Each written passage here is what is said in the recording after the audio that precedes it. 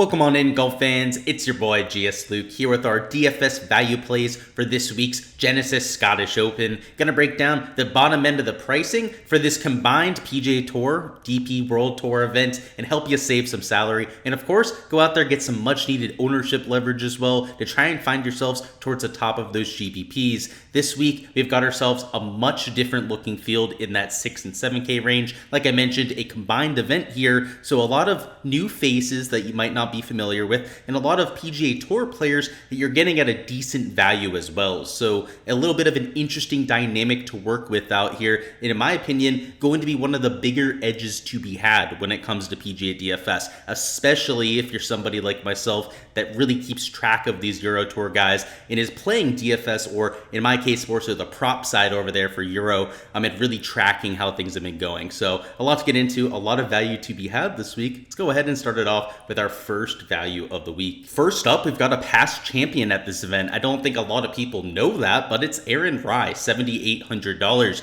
I've heard a few people talk him up this week, go through some of his recent form metrics, and not even mention the fact that he won this Euro Tour event in 2020. It was a playoff over Tommy Fleetwood, and brushing that aside, I understand, right, why you'd get to him, not even looking at the narrative. He's been gaining off the tee, gaining over a stroke per round on approach, and even gaining with the two short game categories, which isn't really what he's known for, right? Much more of a ball striking first kind of player, pretty stout when it comes to the around the green, and the putter usually leaves a lot to be desired, but that's why we've seen him consistently pumping out some top end finishes. That includes a top 9 finish, T24, a T3, also a missed cut in there, so he's not impenetrable, right? He's definitely has his dud performance every once in a while, but of late has definitely been his best self. And it's not even just over the last 12 measured rounds. We zoom out a little bit, right? Still doing his thing with the ball striking, a little bit more on brand with the around the green, a slight loser with the putter, much more what we're used to seeing with Aaron Rai.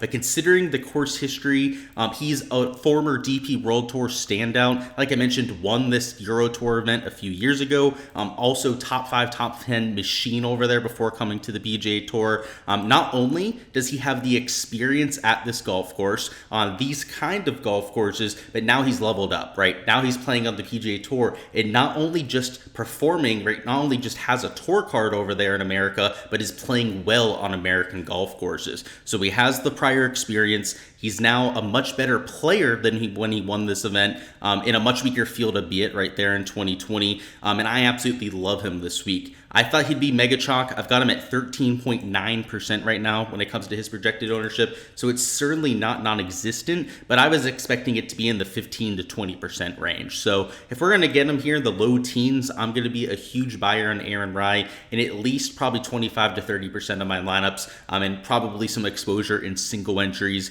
higher dollar stuff, that sort of thing as well. Next up, we've got ourselves Thomas Dietrich, another former World Tour player that has come over to the PGA Tour, made more of a mainstay, maybe not as much of a standout, right, over the last month or so, but especially early on here this season during the fall swing was absolutely killing it with top 10, top 20 after top 20. Of late, hasn't been quite as good, right? You take a look at the last 12 measured rounds, he can see he's a slight loser on approach, and overall just gaining 0.1 strokes per round. And if we take a look at some of the recent finishes, they're not much better, right? Missed cut, T48 finish. So if you're looking for a guy in recent form, he's not your guy. But much like an Aaron Rai, there's no one in this field with more experience than Thomas Dietrich, who has in fact played this golf tournament every year it's been at the Renaissance Club. It has made the cut in every single year it's been on the Renaissance Club, including a top 10 finish here last year. So I like that. Worth noting that Aaron Rai played here last year, did miss the cut. So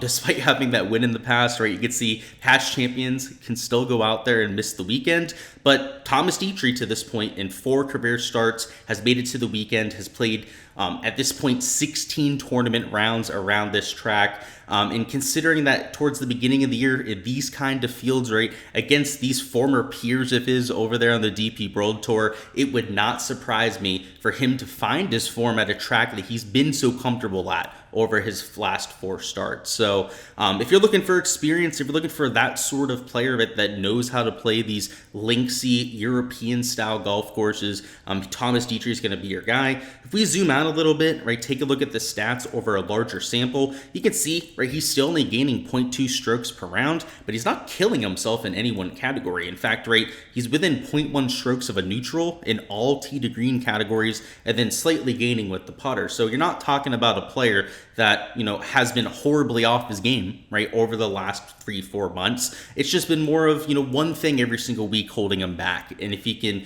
rectify that, go out there, be a little bit more consistent across the board, I think you're looking at a pop week for somebody like Dietrich. So love him there at that price tag. The ownership's lower too, right, only 8.6%. I do think that some people are going to get there because of how he started the season.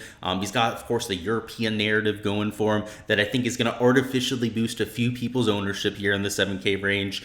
But definitely compared to some of the other guys around him, not all that bad when it comes to the ownership. So I'll be there on a Dietrich, like the course history, and hopefully, like I said, get right at a place that he's been able to do so before. Before we hop into our last two plays, I'll remind you, if you want access to all the spreadsheets that you see, everything that's blacked out here, so you can use it for your own analysis, right? Copy and paste my projections into any optimizer you're using, use my ownership projections, so on and so forth, for every single player in the field, not just the 4 guys we're talking up here in the video. Check it out in the description of the video. It's my Patreon, $10 a month on there, gets you access to these to download for your own use. You can also go ahead, use my showdown sheets for rounds 2 through 4. We've got prop content being posted on there for Prize Picks and Underdog, a Discord server where you can discuss tilt bets, all that sort of fun stuff on there, all for that same price. It's all included. There's not multiple tiers going on, which honestly at some point is probably going to be a thing. So if you want to get in before then, see what I've got to offer across the board, I think it's a pretty solid idea. And again, really helpful, and you're not going to find a better deal, a better value around the industry as well. So moving on now to our last two plays, we've got Jordan L. Smith at $7,200, and one of these DP World Tour players that you may or may not have heard of. He is one of the more premier players over there, right? I'd put him in their top 10, top 15 when it comes to pure talent level. Kind of like the Justin Thomas build, where he's a lot better than how he's performed of late, right? He's been okay this year, but not fantastic. But now we get him at $7,200. He's only 5.8% owned here. And much like Dietrich, like in Aaron Rai, has played here a whole bunch and has played here well. In fact, last year played well. Had a hole-in-one at one point last year. Let's see, where is this finish? T24 finish when it was all said and done. Had a few eagles on the week. Is a high birdie percentage player. I can tell you that as somebody that bets his props often over there on the DP World Tour side. In terms of Renaissance fit, right, it's a small sample, right? We're only looking at the shots gained rounds that we have for Jordan L. Smith, which are only in very isolated circumstances. He's number 11 in the field, right? So in the small sample has been absolutely killing it. Not much to look into here, right? My stats are more PGA Tour based, especially what I'm using for my modeling week in and week out. When we get here to the Scottish, even for the Open Championship, sometimes even for the US Open, events where we have sort of random people in the field, it can throw off my process quite a bit. But with my prior knowledge of Jordan L. Smith, being able to watch enough DP World Tour golf, I know what we're getting here, and it's a player that's very comfortable on these link-style golf courses, and I'm definitely taking a flyer on down here in the 7K range. It's worth noting there are other guys around him that fit the same kind of mold. I mean, you've got Perez here, you've got Thorbjorn Olesen there, very solid golfer himself. He's number 1 on the tour this year, DP World Tour, when it comes to birdie percentage. Barank, obviously PGA Tour player now, but kind of like the Thomas Dietrich, Aaron Rai, right, was over there, primary DP World Tour player, is now over here on the PGA Tour. And the reason why I like a lot of those guys, and I also still like the Jordan L. Smiths, right, that are over there on the DP World Tour, the reason why I really liked getting to a Dietrich up here with Aaron Rai is that they have the experience on American and link-style golf courses. And if you saw my course breakdown, the front 9 is like an American-style, Parkland-style golf course. And then the back 9, especially the first 7 holes in the back 9, are a pure links. So if you have experience and success, like a lot of these guys have on both style tracks, it's unique, right? It's the players that have been on both tours are the ones that I think are perfect for this golf course. So that's really not a Jordan L. Smith. I just wanted to take that little sidetrack and get to some of those other players. But obviously the link style is probably the more rare skill set, right? There's a lot of people in this field that have played at Parkland style golf courses, right? Even over there on the DP World Tour. It's the guys that have the experience with the link style stuff that I think might want to give a little bit of an extra boost to this week. Our last play does not have that much experience over there on the DP World Tour, but from time to time does play over there and has been successful, whether it's been Open Championships, whether it's been in his, like I said, isolated DP World Tour starts. Patrick Rogers at $7,000 is worth exploring. And if you take a look at the last 36 measured rounds, I think it gives you the best idea here. So this is a long-term sample, right? This is 3-4 months worth of golf data we're looking at here. He's gaining across all 4 categories. He's getting a stroke per round. There's not really one category that's carrying him. We know he's a really good putter, right? So if we zoom in on him, right, we would assume that he's gaining a bunch of strokes with the flat stick. That's the case, right? Short game's kind of carrying him, but long term, it's been everything that's been popping for him. And if we get that regression back to this positive ball striking, continue doing your thing with the short game, Patrick Rogers, right? Like that's what he's known for. That's what he's done on tour for his entire career at this point. But if we get him to get back to that ball striking at 4% ownership, I mean, he could be the nuts at $7,000. I know I talked about some of these link style players. I know I talked a lot about these Euro Tour guys that I think you're going to get at pretty low ownership this week. There are guys like Patrick Rogers, though, that are just disrespectfully priced. Like, they should not be priced at the same level as a Ewan Ferguson, right? Like, he's a pretty decent DP World Tour player. Don't get me wrong. I love betting him for birdie props. Another high birdie percentage player. But Patrick Rogers, much better player. Like, you got Patrick Harrington, right, priced ahead of him. Like, not to talk too much crap, but like Bjork, like he shouldn't be priced ahead of Patrick Rogers.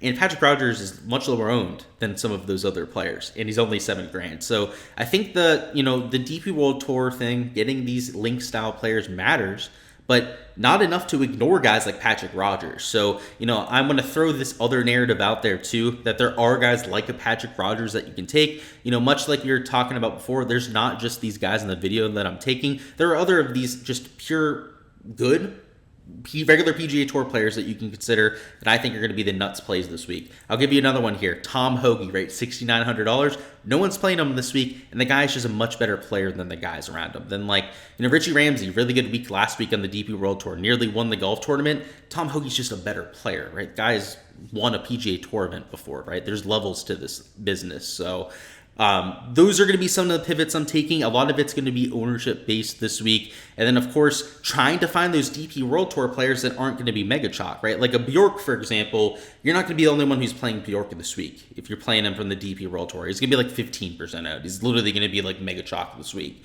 Whereas you have a few other guys that are a little bit more sneaky, right? Like the Jordan L. Smiths, the Yannick Pauls that are a little bit lower owned, that are still standout players over there, or even some sneaky PGA Tour players that I'm mixing into that it is why I'm expecting this week to have such a huge advantage, such a huge edge. Alrighty guys, that is all I've got for the value plays this week. Before you hopping out of here, first off, appreciate all the support on the channel. Go ahead, smash that like button for me, and also go ahead and comment down below your top value play on DraftKings priced $8,000 and below. For me, I don't want to take a chalky option here, so I'm going to go ahead and take Patrick Rogers. He's $7,000. No one's getting to him, right? Everyone's just kind of throwing him to the curb here, and it feels like at a golf course that's a little bit more wide open off the tee. There's not a bunch of water, a bunch of trees to worry about on every single hole. A few holes for trees to worry about. There's some rough out there too, but I've got a good feeling about my boy P. Rogers this week, so we'll see. Hopefully the low owned makes sure that he's not getting cursed this week. If you play Patrick Rogers at high ownership, he's for sure going to go out there and bust. Maybe this week at low ownership, we get the good side there. But let me know your thoughts down below. Would love to know your top value. We'll have fades and sleepers dropping tomorrow. Our live stream will be at its normal time, Wednesday at 7 p.m. Eastern time. There's a link down below so you can set a reminder for that. Then on there, we'll go over all of your questions and look at the weather, which is also important for this week. See if there's any sort of weather edge to be had between the AM and PM. And then go through some prop analysis, some chalk, some lineup construction notes, and make sure we're all ready to go out there and have ourselves a weekend. I'm looking forward to it. Again, I appreciate all the support here on the channel. Best of luck with those lineups, any outright bets that you're going with, and I'll catch you guys for the live stream tomorrow evening.